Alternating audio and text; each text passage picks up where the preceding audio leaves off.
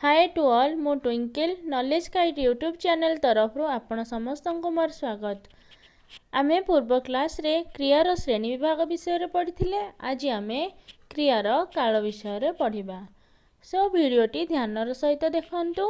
वीडियोटी देखिबा पूर्व प्रथमे मोर चैनल को लाइक शेयर एवं सब्सक्राइब करंतु। वर्तमान आमे विषय भितर को जिबा। प्रथमे आमे जानिबा जे क्रियार काल कौन।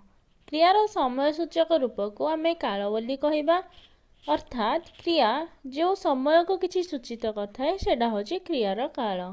क्रियार काल साधारणतः तीन प्रकार। गोटे हूँ वर्तमान काल, आ गोटे अतीत काल, आ गोटे हूँ भविष्यत काल। ताहले वर्तमान काल कौन ना, जो क्रियार कार्य वर्तमान चली देखा जाए ताको आम वर्तमान काल बोली कहवा। जमती आम कहे जाए, खाए, देख, शुण, जाइछि, खाउछि, देखुछि, शुणुछंती, लेखुछंती, लेखिछंती, पढ़ुछंती, पढ़ुछि, ए सब होछि गोटिए गोटिए वर्तमान कालर क्रिया। जेमती मो वाक्य नहीं मेघ बर्षुछि, तू खेलुछु, मु लेखुछि, तो बर्षुछि, खेलुछु, लेखुछि, ए सब मध्य गोटिए गोटिए वर्तमान कालर क्रिया को बुझाउछि। वर्तमान काल रे क्रिया रे सबले छ, छा, छि, एन, ती, अ, उ ए सब जिनस लगी थाए। तापर आमे देखिबा अतीत काल। जो क्रियारू कार्य अतीत रे घटिथिला बोली जणा जाए ताहाको आमे अतीत काल बोली कहिबा। महाबात्या रे ओडिशार अशेष क्षति होइथिला। आम्भे माने द्वारका जाइथिलु। एठारे व्यवहार जो होइछि होइथिला, जाइथिलु, आउ सेहि भली गली, आसिली, नेला, देल, पाइलु, देखिली, ए सब होछि गोटिए गोटिए अतीत कालर क्रिया। से भली भविष्यत काल कौन ना, जो क्रियारू कार्यटा आगको बा भविष्यत घटिबो बोली सूचना आमे पाइबा सेटा होछि गोटे भविष्यत काल। जेमिति आमे कहिबा चंद्र उइब, फूल फुटिब, कोइली राबिब, उइब, फुटिब, राबिब, ए सब होछि गोटे गोटे भविष्यत काल र क्रिया अटे। जीव, आसिब, पाइबे, रहिबु, कहिबा, लेखिबा, पढ़िबा इत्यादि गोटिए गोटिए भविष्यत कालर क्रिया अटे। भविष्यत काल रे साधारणतः ब, बा, बी, बु ए सब जिनसर व्यवहार होइथाए। तापरे वर्तमान कालटा तीन भाग रे विभक्त करा जायछि। गोटे होछि साधारण वर्तमान, आ गोटे होछि असंपूर्ण वर्तमान, आ गोटे होछि संपूर्ण वर्तमान। ताले साधारण वर्तमान कौन ना, जहाँ नित्य भाव यथा समय बा साधारण भाव घटे ताहाको आमे साधारण वर्तमान बोली कहवा। आउ एहार अन्य नाम मध्य नित्य प्रवृत्त वर्तमान बा एहाको मध्य सामान्य वर्तमान, शुद्ध वर्तमान इत्यादि कहवा। जेमिति सूर्य प्रतिदिन किरण दियंती, गंगा हिमालयरू बहुअछि, ए सब वाक्य गोटिए गोटिए साधारण वर्तमानर अटे। तापर आमे देखिबा असंपूर्ण वर्तमान कौन। जो क्रिया गुड़िकरू कार्य सरी नथिबार बुझा जाइथाए ताहा होछि असंपूर्ण वर्तमान।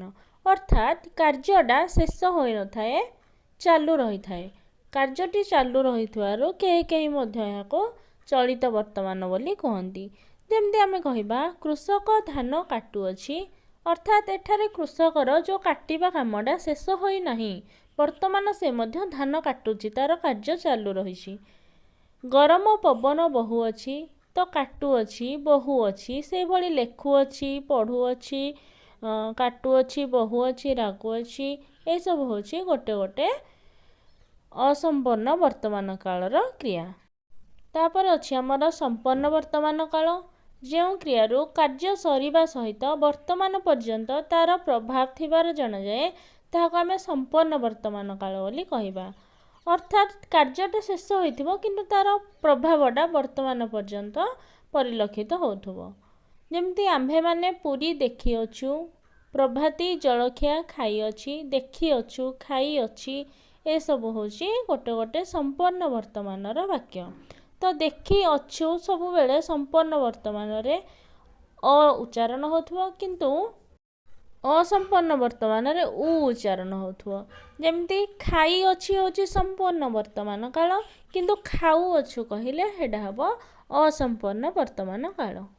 सेहि भली लेखुअछु जदि आमे कहिबा लेखुअछु होछि असंपूर्ण वर्तमान काल, किंतु लेखि अछि जदि आमे कहिबा ताहले सेटा संपूर्ण वर्तमान कालर उदाहरण अटे।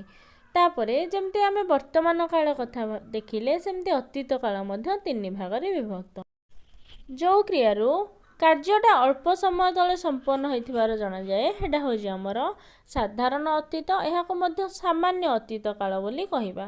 छात्र छात्री विद्यालय को आसिले अर्थात आमे जेतले जो आसिले व्यवहार करि सेठारे आसिले माने टिके पूर्वरु जस्ट आसीजंती, तो टिके पूर्वरु कार्यटा संपन्न होइछि, सेथि पई आसिले होछि साधारण अतीत। सेमाने कटकरू फेरिले ता अर्थात टिके पूर्वरु सेमाने कटकरू फेरिछंती, अर्थात कार्य अल्प समय पूर्वरु संपन्न होइछि, सेथि पई फेरिले होछि साधारण अतीत। तापर आमे देखिबा असंपन्न अतीत कोन। जो क्रियारू कार्य अतीत रे चालुथिला अर्थात सरी नथिला बोली जणा जाए ताहाको आमे असंपन्न अतीत बोली कहिबा। असंपन्न अर्थ कोन, संपन्न होई नथिबो बा शेष होई नथिबो किंतु अतीत रे कार्यटा चालुथिला अर्थात सरी नथिला, सेडा हबो हमर असंपन्न अतीत। जेमती मयूर नाचुथिला, मयूरटा अतीत रे नाचुथिला किंतु तार नाचिबा कामटा शेष होई नथिला, तो सेथिपाई नाचुथिला होछि असंपन्न अतीत। बाछुरी गाँ दांडरे डेउथिला, मेघ गरजुथिला, ए डेउथिला गरजुथिला ए सब होछि गोटे गोटे असंपन्न अतीतर उदाहरण। तापर आमे पढ़िबा संपन्न अतीत काल कोन। जो क्रियारो कार्य अतीत रे समाप्त होइथिबार जणा जाए ताहा होछि संपन्न अतीत कालर क्रिया। तामाने संपन्न अतीत काल रे कार्यटा समाप्त होई सारिथिबो। मु सूर्य पराक देखिथिली, देउଳରେ घंट बाजिथिला, मेघ बर्षिथिला, देखिथिली, बाजिथिला, बर्षिथिला ए सब होछि गोटे गोटे संपन्न अतीत कालर क्रियार उदाहरण। मु जेतळे देखिथिली कथा कहूछि, देखिथिली अर्थात मोर कार्यटी देखिबा कार्यटी समाप्त होई सारिछि ओ संपन्न होई सारिछि, सेथि पई एहा संपन्न अतीत अटे। जेमिति अतीत कालर क्रिया तीन भाग रे विभक्त करा जायछि, सेहि भଳି भविष्यत कालर क्रिया को मध्य तीन भाग रे विभक्त करा जायछि। गोटे होछि साधारण भविष्यत, आ गोटे असंपन्न भविष्यत, आ गोटे होछि संपन्न भविष्यत काल। साधारण भविष्यत कोन ना, जो क्रियारो कार्यटा भविष्यत रे घटिबार जणा जाए ताहा होछि साधारण भविष्यत। ग्रीष्म छुट्टी परे विद्यालय खोलिबो, 5:30 रे संध्या हेबो, खोलिबो हेबो ए सब होछि साधारण भविष्यत कालर क्रिया। खोलिबो हेबो एठारे कोन ना भविष्यतर घटिबो बोली सूचना दउछि, सेथि पई एहा साधारण भविष्यत कालर क्रिया अटे। तापर आमे पढ़िबा असंपन्न भविष्यत कोन। जेउठारे क्रिया द्वारा कार्य भविष्यत रे चालुथिबो बोली जणा जाए सेठारे क्रियार असंपन्न भविष्यत काल बा चलित भविष्यत काल हुए। जेमिति आमे कहिबा गाड़ी स्टेशन रे पहुंचुथिबो, तुम्भे माने मंदिर को जाउथिबो, पहुंचुथिबो, जाउथिबो ए सब होछि असंपन्न भविष्यतर गोटे गोटे उदाहरण। पहुंचुथिबो जो कहा जायछि तार अर्थ वर्तमान गाड़ी स्टेशन रे पहुंचुथिबो। तापर आमे पढ़िबा संपन्न भविष्यत काल कोन। जो भविष्यत कालर क्रियारो कार्यटा शेष होइथिबार सूचित हुए ताहा होछि संपन्न भविष्यत काल। स्कूल रे घंटा बाजिथिबो, देउळ खोलिथिबो, बाजिथिबो, खोलिथिबो ए सब कार्य गुड़िक संपन्न होई सारिछि बा शेष होई सारिछि, सेथि पई एडा होछि कोन ना संपन्न भविष्यत काल। मु आशा करछि आपण मानको समस्तंको मोर एई यूट्यूब भिडियोटी निहाती भाबरे भल लागिथिबो। एमती नुआ नुआ भिडियो देखिबा पई मोर चैनल को सब्सक्राइब करंतु एवं सांग मानक सहित शेयर करंतु। बेल आइकन को क्लिक करिबा पई मध्य भूलिबे नाही। Thank you all for your love and support.